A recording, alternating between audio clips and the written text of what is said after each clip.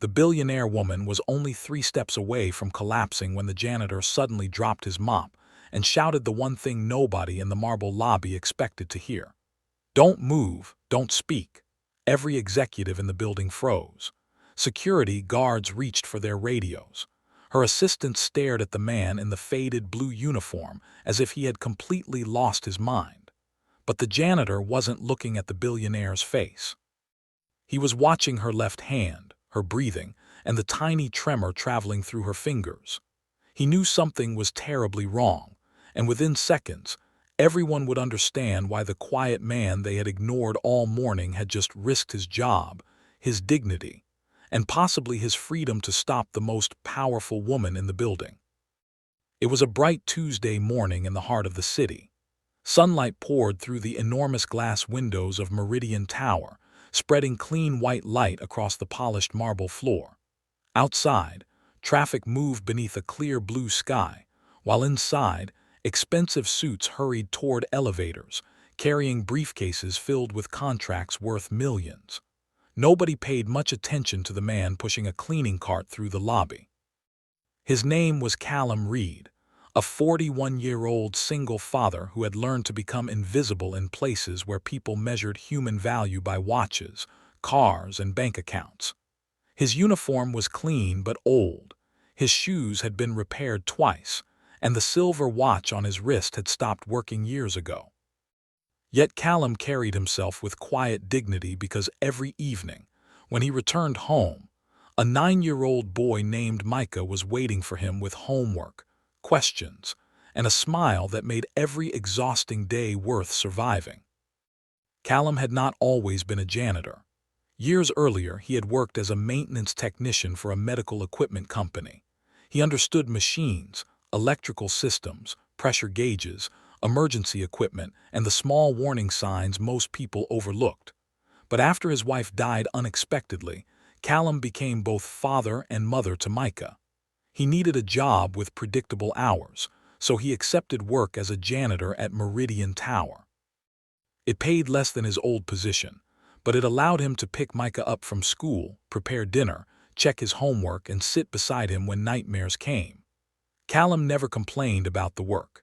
He believed honest work was never beneath anyone. Every morning he arrived before sunrise, cleaned offices, emptied trash cans, polished floors, and quietly watched the world of wealthy people move around him. The owner of Meridian Tower was Serafina Vale, a 38-year-old billionaire known throughout the business world for her intelligence, discipline, and intimidating confidence. She had built Vale Horizon Group from a small technology company into a global empire.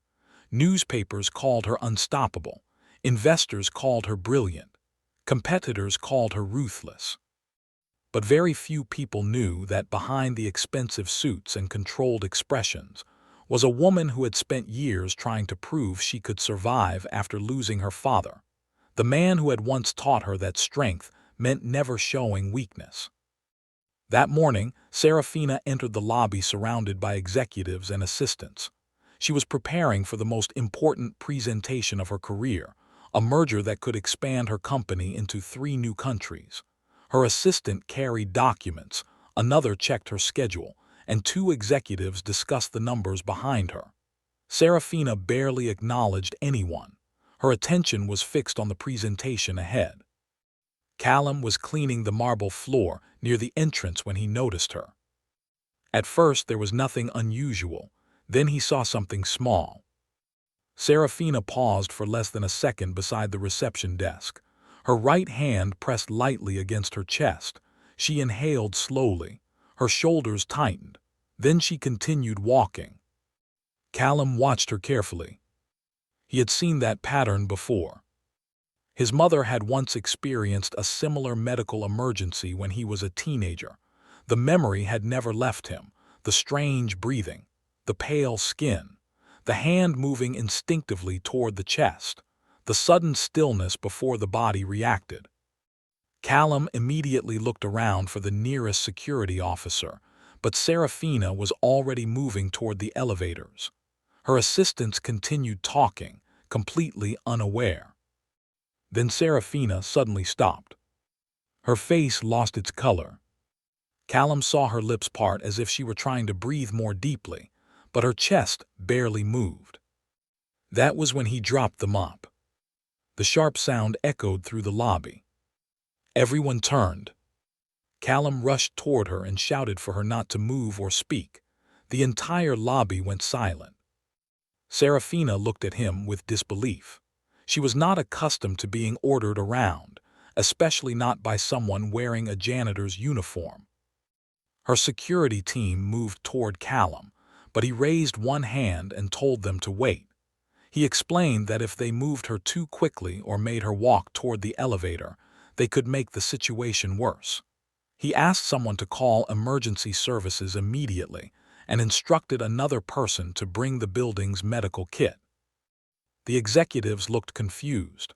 One of them accused Callum of frightening their CEO. Another demanded that security remove him. But Callum refused to move. He stayed beside Serafina without touching her unnecessarily, keeping her calm and monitoring her breathing. He told everyone around her to give her space. The bright morning sunlight continued pouring through the glass walls, but the lobby suddenly felt cold. Serafina's eyes remained fixed on Callum. She was frightened. For the first time in years, she had no control over what was happening to her.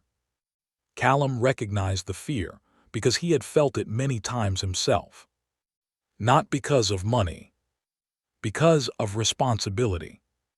He had once held Micah's hand in a hospital corridor while doctors rushed his son into an emergency room after an accident at school.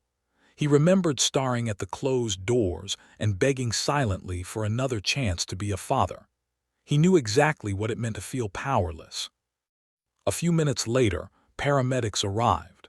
They examined Serafina and quickly confirmed that she needed immediate medical attention. One of them asked Callum what he had noticed before the incident.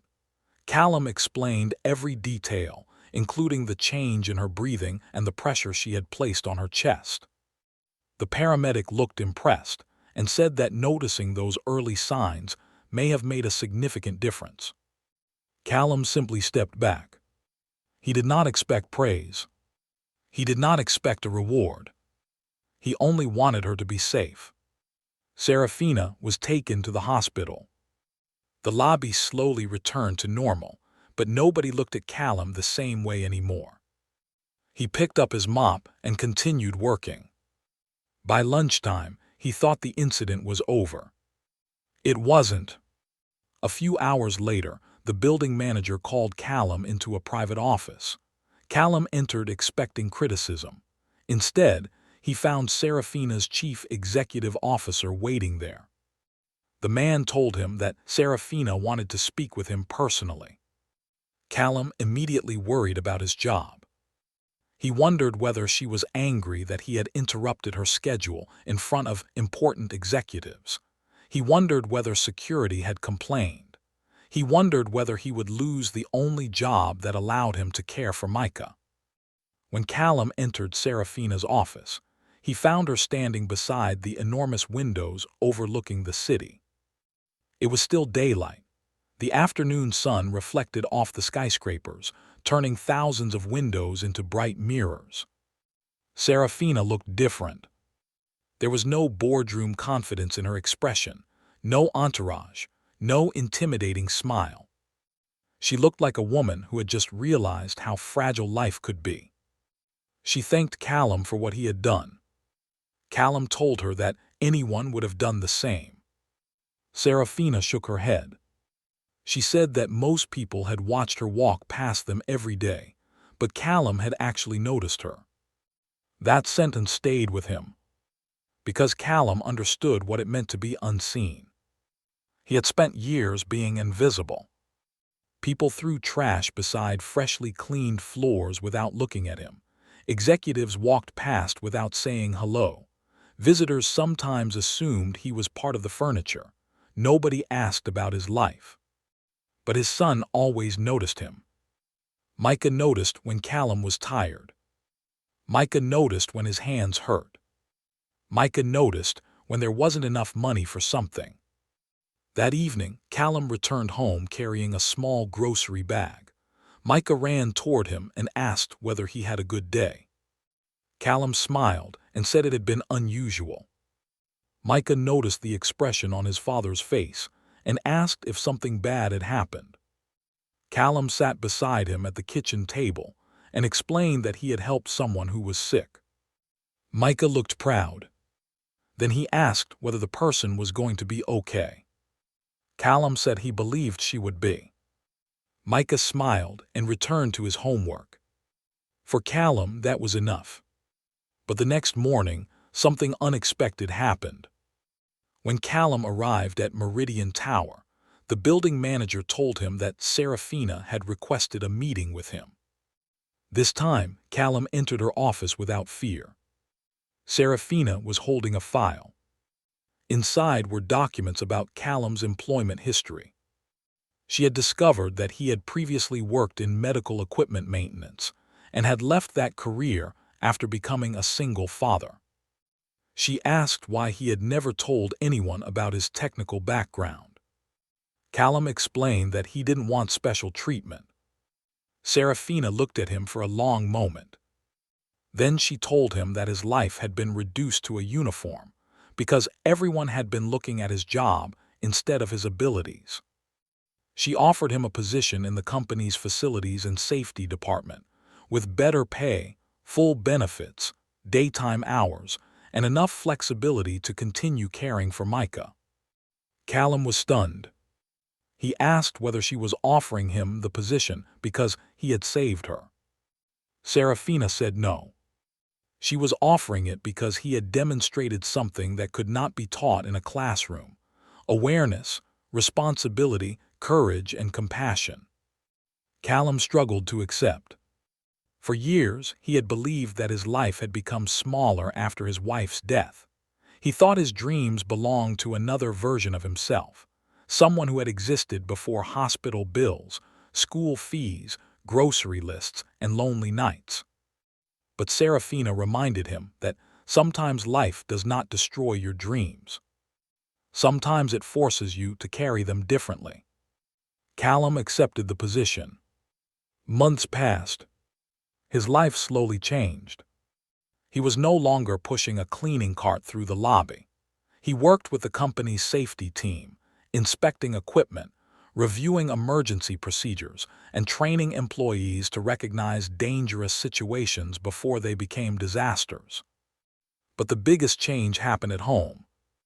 Micah noticed that his father came home less exhausted. They ate dinner together more often. Callum helped with homework without fighting sleep. On weekends, they went to the park. One afternoon, Micah asked his father whether he was happy. Callum looked at his son and realized he was. Not because he had suddenly become rich. Not because he worked inside a billion-dollar company. He was happy because he finally felt visible. And Serafina changed too. The billionaire who had once walked through the building without noticing the people around her began greeting employees by name. She started visiting the maintenance department. She asked security guards about their families. She learned who worked night shifts and who had children waiting at home. One day, she saw Callum and Micah walking through the lobby together. Micah was carrying a school project. Serafina smiled and asked about it. Micah proudly explained that he was building a model showing how emergency systems worked. Serafina laughed softly and told him that his father was probably the best teacher he could have. Callum looked at Micah. Micah looked at his father. Neither needed to say anything. They both understood how far they had come. Years later, people would still tell the story of the morning when a billionaire nearly collapsed in the lobby, and a janitor stopped everything. Some would remember the dramatic moment. Some would remember the emergency. Some would remember the billionaire's fortune. But Callum remembered something completely different.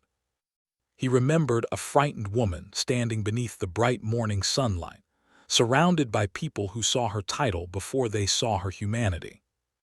And he remembered making one simple decision: to stop, to notice, to care. That decision changed her life. And in the process, it changed his too.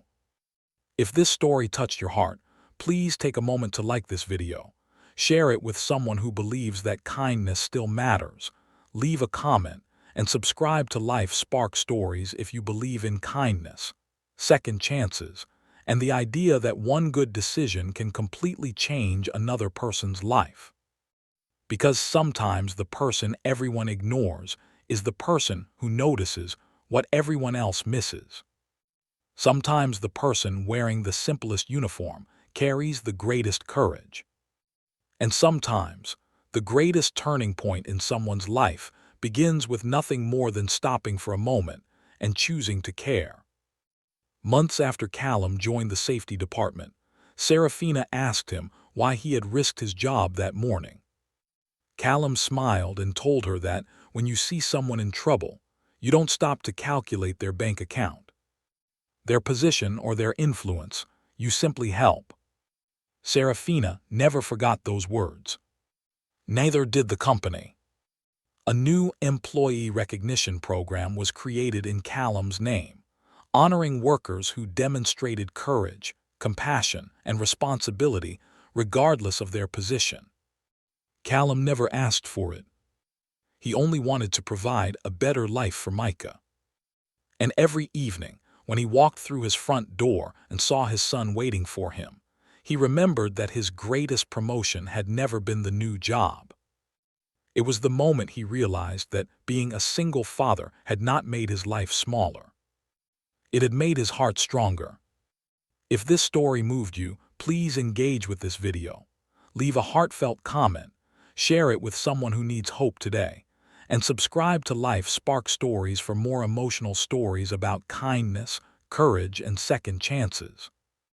And before the ending, here is one special request. Comment, "I will notice," if you promise to never ignore someone who may be silently struggling, because you never know when one small act of kindness could become the reason someone gets another chance at life.